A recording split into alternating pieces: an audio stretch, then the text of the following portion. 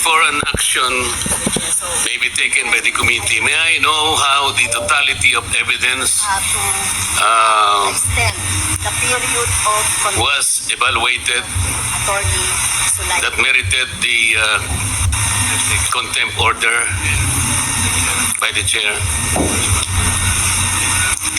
Congresswoman Castro. Mr. Chair, I'd like to Mr. Chair, may I I'd like to answer? apprise the scores of Mr. Chair So, that in the case so of sino po ang ina-acknowledge niyo, Mr. and this nire-recognize, Mr. Chair? Congressman is a point of Marcoleta. information, Mr. Okay. Chair. This is Yes. something that has to do with the rights Congressman of the liberty Marcoleta. people. In the court,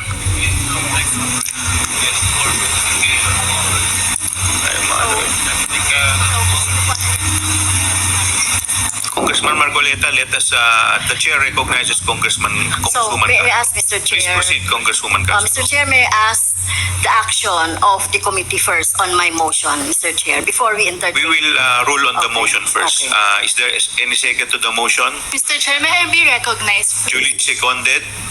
Is there any objection? Mr. Chair, Hearing none, the motion is I carried. was recognized earlier before any action may be taken by the court, by the chair. Why is it that I am not allowed to speak? Congressman Marcoleta, there is a pending motion. We just acted Yes, on the but pending before motion that first. motion can be taken up, because this is about the liberty of an individual. May I be heard? Yes, you will be heard, Congressman Marcoleta, but we just acted on the motion. Now, Congresswoman Castro, could you please answer the query of Congressman Marcoleta? I have not yet asked the question, Mr. Chair. Okay, I am please trying to continue. explain my point. Please continue, Congressman Marcoleta. Because in the totality of evidence, as stated by Honorable Castro, there is an existing case, Mr. Chair. Ong versus Senate, GR number 257401, which says that the court ruled that the determination of whether a testimony was false or evasive requires an assessment of the totality of evidence presented to determine whether a witness speaks truthfully or merely trying to evade answering the question directly. So I am asking, Mr. Chair, how was the totality of evidence assessed, if ever it was assessed? Ano po yung pinagpatayan? I think we deserve to know how the assessment was made. This concerns the liberty of an individual. Under the Constitution, no one should be deprived of life, liberty, or property without due process of law. I think Attorney Lopez deserves to be heard. Ano po yung assessment na ginawa ng chair o ng committee? Kasi po, ang nabasa ko lang o nakita ko, Mr. Chair, Attorney Lopez wrote the COA explaining the position of the OBP that the audit observation memo is not conclusive, which means, Mr. Chair, Attorney Lopez is merely explaining the nature of an audit observation memo. If I were the lawyer of the OBP, I would have done the same, because I think the very nature of the AOM, it is not final and executory. Why would the COA abdicate its mandate of auditing the transaction or the funds utilization of the OBP? Why would the committee, Mr. Chair, arrogate upon itself the very mandate and responsibility of the Commission on Audit? Article 9D, Section 2, Paragraph 1 of the 1987 Constitution, Mr. Chair, I will read. The Commission on Audit shall have the power, authority, and the duty to examine, audit, and settle all accounts pertaining to the revenue and receipts of and expenditures or uses of funds and property. Mr. Chair, this constitutional provision jibes with Section 25, Paragraph 2 of Presidential Decree 1445 or the State Audit Code of the Philippines, which says, to develop and implement a comprehensive audit program that shall encompass an examination of financial transactions, accounts, and reports, including evaluation of compliance with applicable laws and regulations. Meaning to say, Mr. Chair, the mandate and authority to audit accounts on the expenses or expenditures of government is only the COA. I believe it is my respectful submission, Mr. Chair, that this committee usurped that particular mandate and that will now put the Commission on Audit positions in a compromise, Mr. Chair.